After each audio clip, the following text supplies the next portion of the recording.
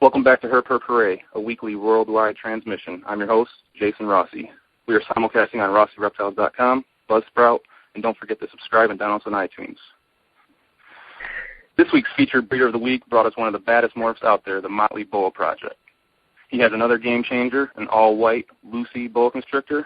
We're here to talk about the Princess Diamond Project. I'm very pleased to announce Her Per Parade's very special guest, Jeremy Stone from Jeremy Stone Reptiles, also boaconstrictor.com. Jeremy, welcome to the show. Thank you. It's good to be on. Awesome. So why don't you give our listeners a little background on the Princess Diamond Project? You want to go right for the guns. First, let's just talk boas quickly, and then I'll go right into projects, because the Motley is what helped me with the Diamond. I mean, it's helped me progress through everything, and you have to pick projects right, and that Motley I credit. You know, it really helped build my business. It was one of the biggest game changers for me and helped me realize I could do this as a business and do it long term and build it up. And that's really what started. It was the Motley Boa, and that was back in 1997. And I purchased that from Ron St. Pierre for a lot of money back then, and it changed a lot of the boa morphs. It's cool to see. And I was just talking to my wife about it in Facebook. You'll go on and you'll see Motley Boas in every single part of the world, whether it be a Motley hypo or a Motley jungle or something like that, and to know it all kind of started back right where you were, and it's all the grandbabies out there. It's a pretty cool feeling. Awesome. So why don't you tell us a little about the Diamond Project? The Diamond Project is my favorite boa project. It really is. It's a project I'm protective of the project. I really like it. It's probably one of my favorites. It's my favorite boa I've ever seen. And then just to own it has been cool. To work with it and get babies from them, and then do the whole project I feel lucky. What is the genetics on that? Is it recessive? It is recessive, and I'll go into it. It's too tough to say right now if you can see phenotypes, because the babies are so pretty, so it throws off pastel babies, and there's all sorts of different markers in them. And next year will be the first year I'm able to breed one of his daughters, and so that's when I'll know I'll get white babies. But right now I know that leucistic gene is recessive. His babies carry the gene, and they throw off just amazing colors and patterns to just existing morphs. So it's pretty cool.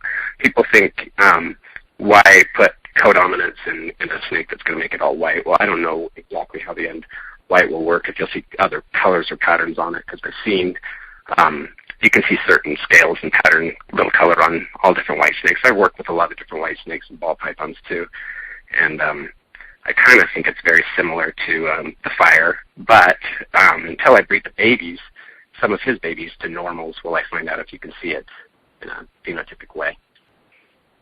So you retired the project, the founding Princess Diamond? Yeah, I did. I've been really guarded on the project. I know it's rare. It's a game changer. I know that everybody's going to want white snakes when the price comes down. And, I mean, I would, and a lot of people will.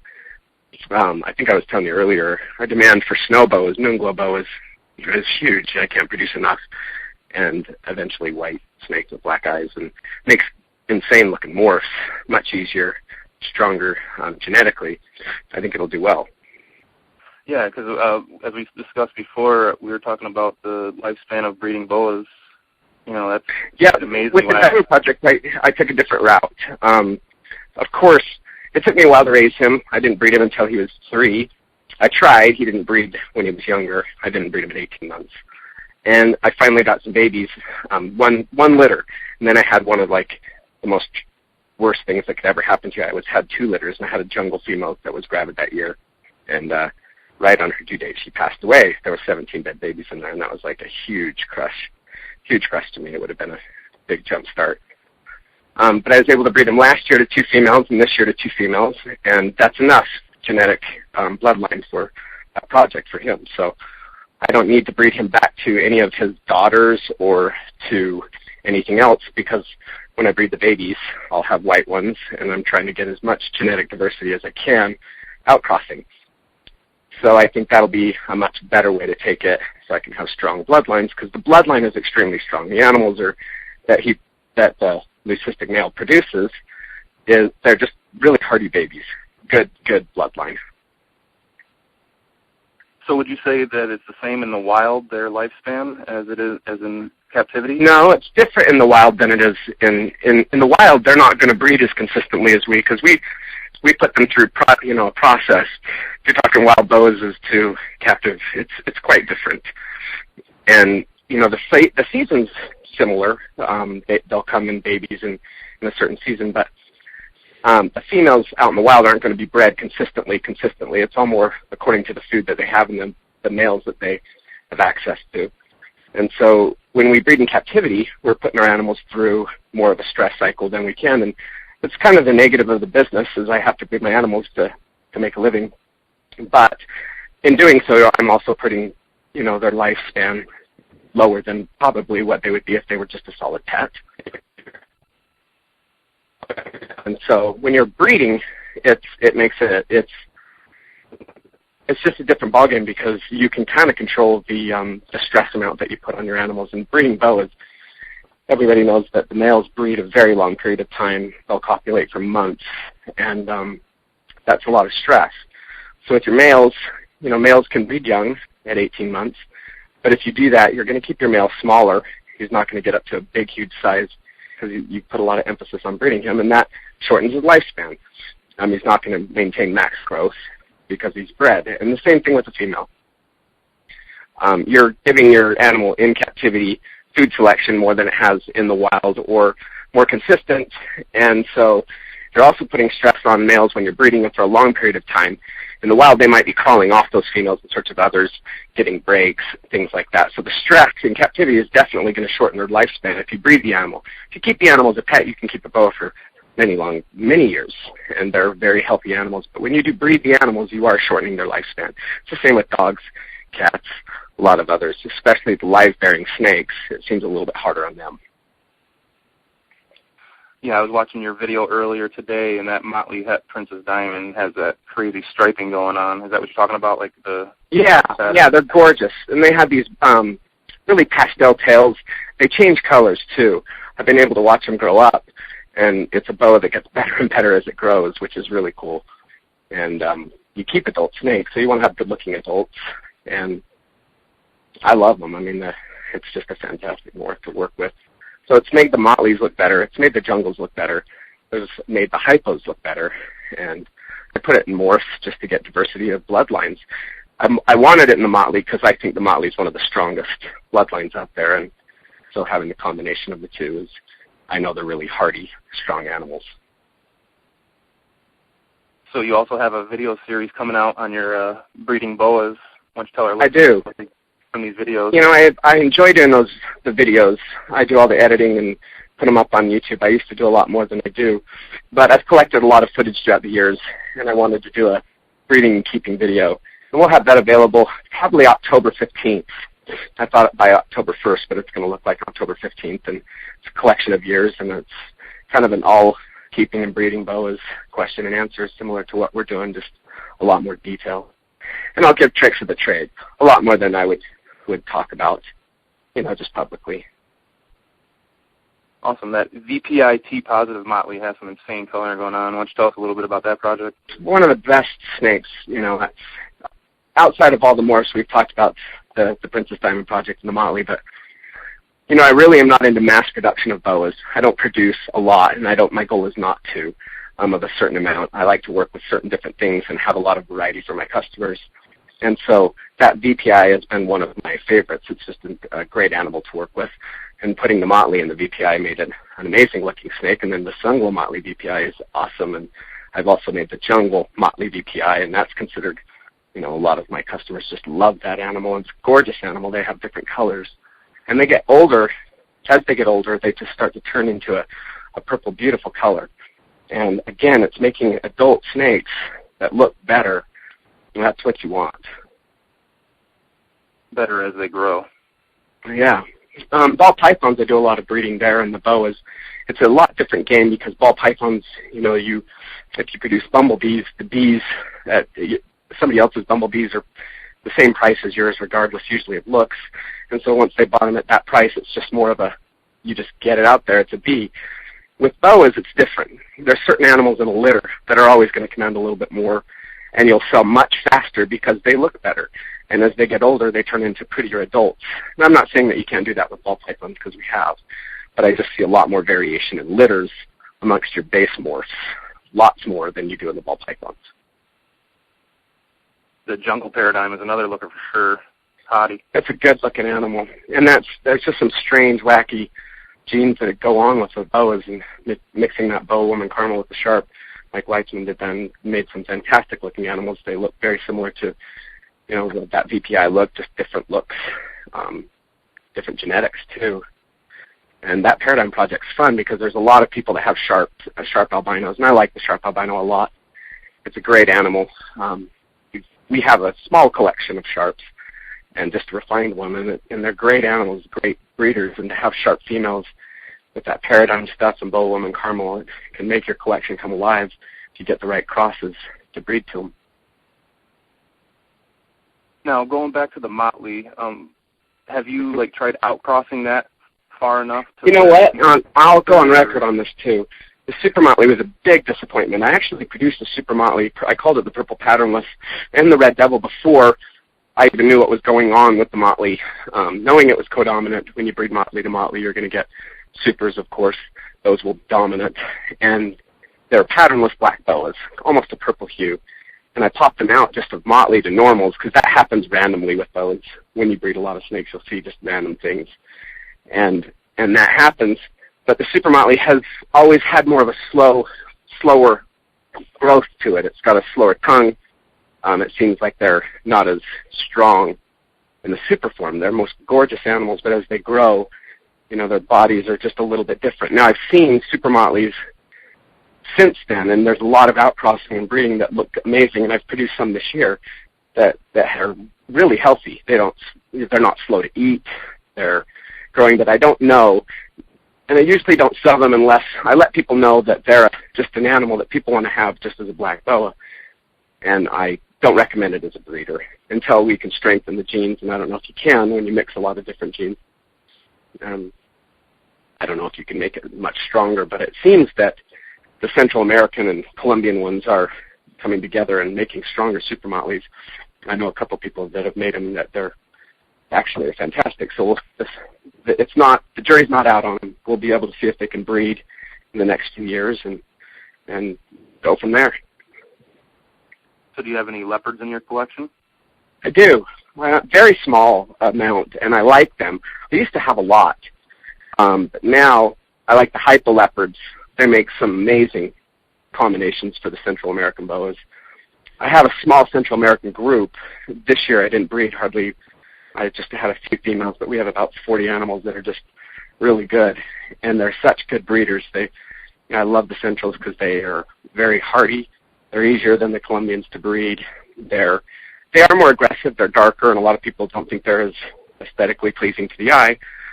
But with these morphs now and combinations, boy, you're seeing some of these Central Americans that are just some of the best-looking boas on the planet. The blood jungle, there's all these different crosses with them, and the T positive, the leopard T positive, the onyx. There's just tons of them. Gorgeous animals. I'm sure you saw the leopard Motley. I did. Yeah, and that is awesome because the Red Devil, everybody was hoping if the Super Motley was good to make a red, completely patternless boa. And I think that that's now a great way you can do it. If you see that, you can put the leopard, the Motley almost makes a completely black boa. You put a hypo in there, you're going to get basically what that Red Devil was.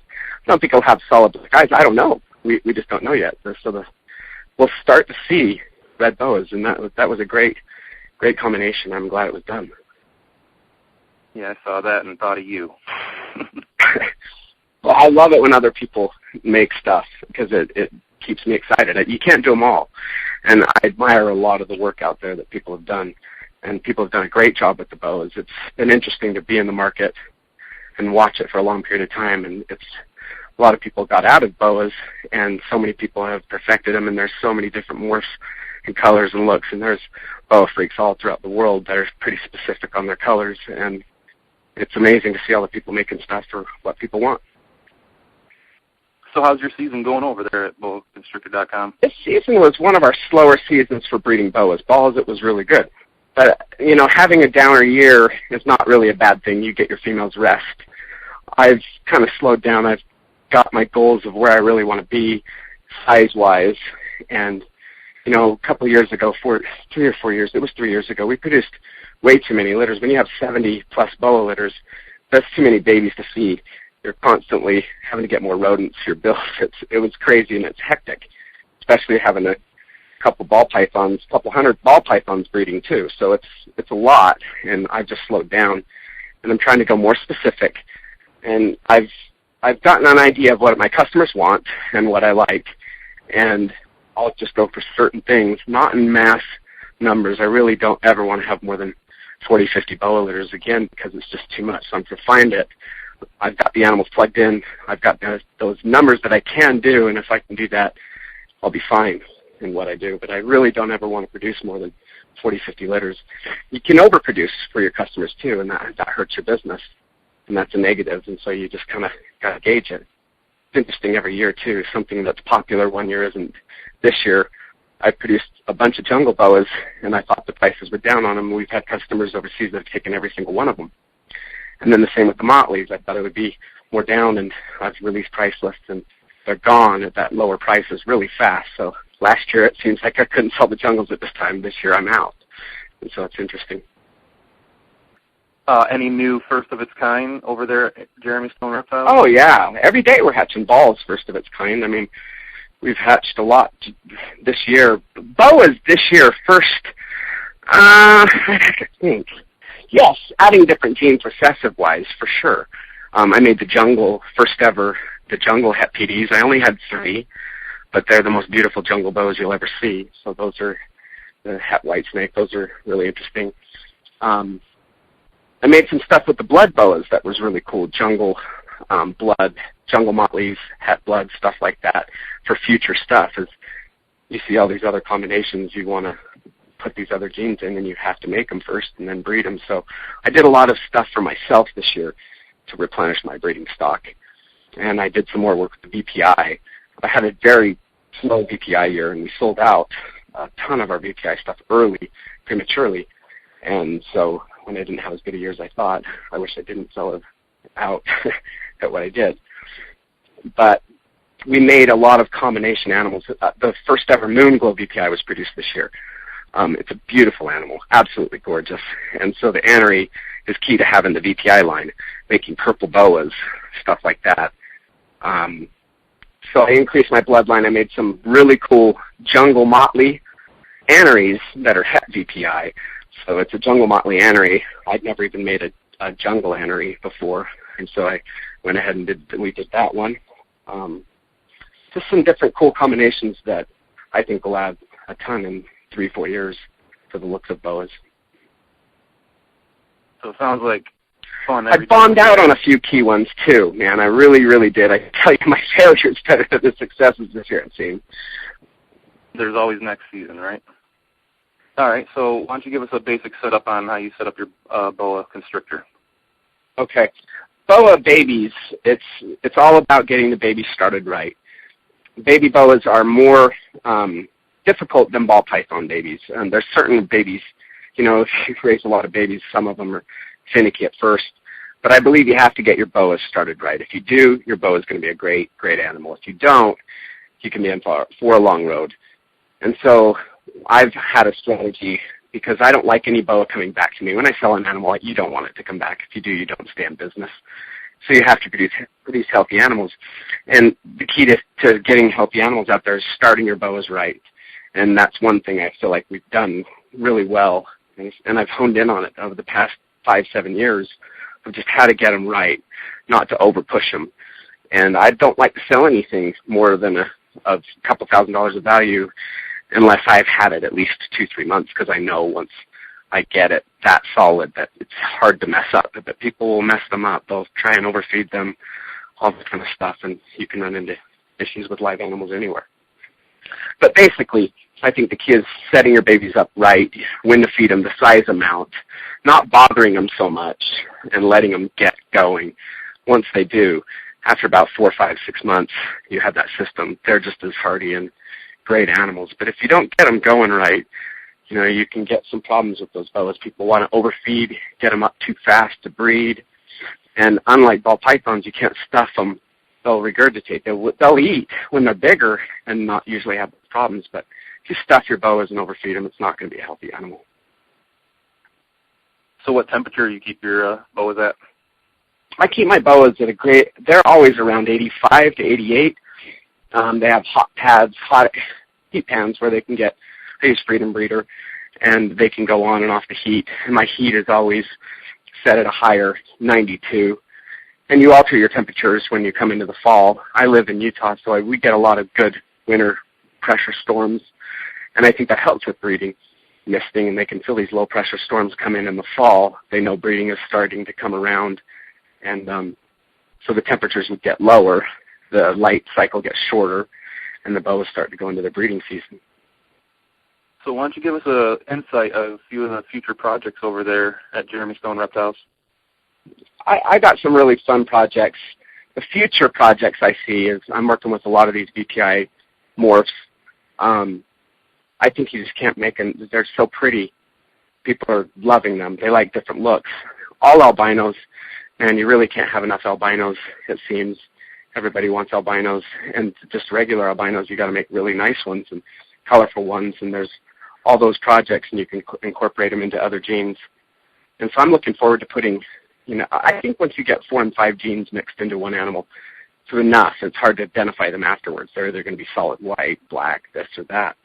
So you got to be careful there and take a C5 that just changes the look. That's what makes boa breeding so much fun, I think, because we're not taking these animals out of the wild to release them into the wild, of course not. They're captive for our appreciation, for our joy, our love, and people that keep an animal, it's strange to have the psyche of a snake person. Why do you keep snakes? Well, I keep snakes because I enjoy them, I love them, and it's my favorite animal in the world. And if I'm going to work with them, life's too short. You've got, 50, 60 years to live on the planet, 80 if you're lucky. For 10 years, I want to have one of the best-looking boas. And I want to make one of the best-looking boas, and that's the excitement of what I do and why I love doing what I do. Every year is going to be different. It's going to be exciting. You're going to produce stuff that you didn't know you were going to produce and see different looks to different animals. And then when you sell them, that person's picking them out. They want that for a breeder. They want that long-term look into their collection. And again, you're only living so long. You might as well have something that you enjoy, a good pet, something like that. Live life to its fullest, or you're going to end up sad. So why don't you give us some similarities and differences between the boa and the ball python market? The similarities is the demand was huge. It's huge, and since some of the legislation went down with the boas, there was a huge correction. I think that ball pythons are easier than boas, much easier than boas. You can take a male ball python under a year, breed it to multiple females. You can't do that with boas. You have to have patience. One male cannot breed 8 to 10 females. It's impossible. The most I've ever been able to get is 5, which is lucky, very lucky, and that's a stretch. So you can't get multiples. Now, where the boas make up for it is the numbers. So you have a female, my average is 16 to 20, 22 babies. Excuse me. If you get that amount, and the numbers make up for it. But it's hard to do. So you need more females than you do with the ball pythons. With your boas, you can only do a 1 to 2 ratio. So when you're buying, you can't go get a bunch of normal females and a couple power morphs and breed them through. You're going to need to have a lot more females with the boas to make up for it with the numbers. Also, another thing that's key is the babies. Baby ball pythons are really easy to get going. They go off speed, and nobody even worries about that anymore, and that used to be an annoyance to pet keepers. The boas are cool because they usually always eat, and they don't go through fasting phases. So with ball pythons, you get them feeding, and they're strong feeders out the door. You usually don't have problems with them. Get them to eat once or twice, you can ship them to your customers, and they're fine. Boas, again, you have to draw back, be a little bit more patient with them. And then the key is you can breed males at 18 months, but it's much better if you can hold, to breed that male at 2.5. He's much stronger, bigger, will get a lot more bang for your buck if you're trying to breed. So I always say the patient route is the best route. It's hard to do, always hard to do, because you want to breed your snakes as fast as you can, but The longer you can keep them and raise them, the better off you're going to be in the long term for those animals. So what about the market pricing? Pricing market is completely different. It's so different because I have a huge BOA base, customer base, and there's certain people that my business is half wholesale and half retail, and so we have a big network of people that will call us, and through our registration through our site, we give them price lists and they're gone. Ball pythons, there's much more people asking for all the time, and it's a lot more. It seems more competitive. Boas, if you produce a certain amount of numbers of rare looks and stuff, I sell out, and so it's been easier to manage the BOA projects for me. Ball pythons, it seems every year I'm having to guess which one is going to go this way or go that way as far as pricing. But the demand is definitely much more on ball pythons. It's easier to mass produce them because you can keep them so many, and you can keep 30 ball pythons in the space of 6 boas. So you can really get more spacing out of them. With boas, to do it on a large number, you have to have a big area to breed them. So it's harder to mass produce the boas. But it can be done. I mean, there's ways where the market, you see markets go up and down. There's a lot of boas produced when they do, the prices go down. Same thing with the ball pythons. The difference in the two, I like working with both. Ball pythons have taught me a ton about genetics because I've breed a lot of different things, and it's helped me put my mind to the test and apply it to boas. And since I've done that, it's made me a better boa breeder. So it's good to work with both species. And I prefer the boa, but I do love the ball pythons. They're awesome. We're more low-key on the ball pythons. We don't advertise them as heavy. I like to promote the boas. I do my videos, all those YouTube videos I do. I try and just promote boas because that's my passion. I remember in one of your videos you said the boa is taking you around the world. Why don't you tell us about the cool places you've been? It has. It really has. All because of the snake. I started as a kid and loving reptiles, and it's pretty unique and strange to find people that love what they do and work with it. And then I think because of the snake, I have been able to travel and meet other people I would never have met, friends from all over. I get invites, and people have come here from out of different countries. We've hosted people from many different countries and customers that I've gotten to know, and it's really cool. So you're connected. The reptile business has connected me to people I never would have met, and we're all different looks, different types, but that common interest of that snake is right there, and people respect your work, and I respect a lot of work, and a lot of people that are overseas, and we don't even communicate in the same language, but they're always asking about the boas, and that's one thing we have in common. It's a cool connection. And I do credit that. I've been able to travel all through South America, all through Europe, just because of the snake, doing business and meeting people and connecting with people, and it's been a really cool experience. I heard they go all out at the expos over there in Europe. They do. It's a different setup. It's different. The shipping there is different. The U.S., we have a lot of privileges because of our shipping. It's easy to ship snakes now. It's you had Robin on before. Ship Your Reptiles has done a great job helping people ship reptiles. It's changed the business. Media has changed the business. There, it's different. There's all these different customs, different countries, very small. You're driving through.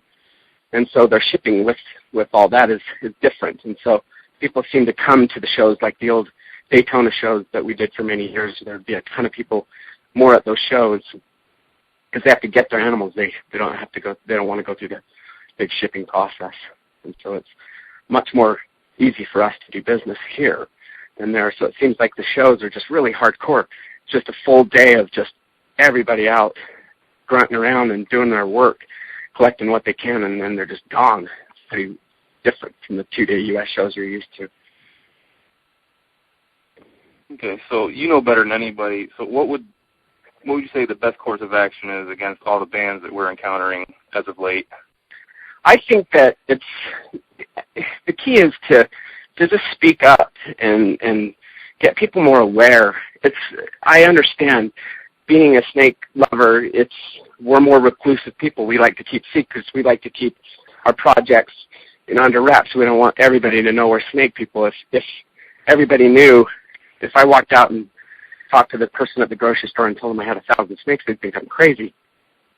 So I think that the key is just getting good education out there and supporting organizations that are organized like USARK that help breeders really let us know what's going on legislative-wise. And we have a lot of good connections. There are so many people in the reptile business that we know that know people that if we opened our mouth a little bit more and told the truth, we're responsible keepers. We love what we do. And, you know, there's a lot of bad legislation that is out there. It's fear-based. It's money-based, and it's sad because, you know, we don't have the rights that we used to. I think that people just need to open their mouth. Don't be afraid to go out and say, look, I support this. This is what's right, and here's the facts.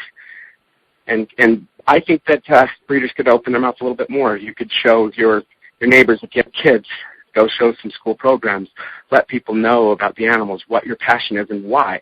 And when people see that, they think different, you know, and they look at me and think, wow, he is a little different with the snakes, but they see my passion for the animals and why I do what I do. They respect that. That's something that people will respect anywhere. And so if people just get out there a little bit more and say, yeah, I do keep snakes, but I get it. Some of my customers, and I have a lot of them, don't ever want to be known that they even keep snakes, and I understand that. But I would encourage people to get out there and open their mouth and also support organizations financially or donate animals to auctions that will help USARK. We have some great people that work there, some great reptile experts, good lobbyists, and I think if that grows, that helps us tremendously. Awesome.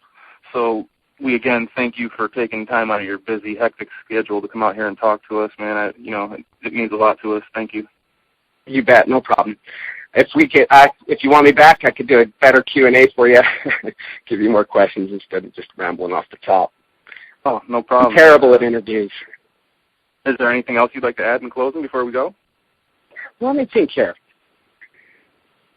This is your time. I definitely want people out there to know, you know, that there's a good, solid business, that the reptile business is full of a lot of good people. We've had a bad rap out there in the media with the laws and stuff, and, you know, I want people to try and stay positive and know that the work that they do is valuable. It really is. It does bring joy to a lot of different people. The animals are something that us reptile lovers know. If you produce some really cool animals and other people enjoy that, that's something that everybody can enjoy. So starter breeders, anybody getting in, just working with those animals, breeding, producing, is a huge buzz, and it's an accomplishment, and it's educational, and it's all positive. I don't see how there could be anything wrong with it. Of course, I'm the reptile lover, though. And I'm glad to be part of it, my friend. I am too. It's a good place to be. Well, make sure to check out BoaConstrictor.com and see all the cool stuff they got going on over there at Jeremy Stone Reptiles. All right, that's going to do it. Thank you very much. All right, thank you. That's going to do it for this week's episode of Her Purr Parade. Don't forget to subscribe and comment on iTunes. And as always, we're streaming live at herpurparade.buzzsprout.com and rossyreptiles.com. Her Purr Parade, out.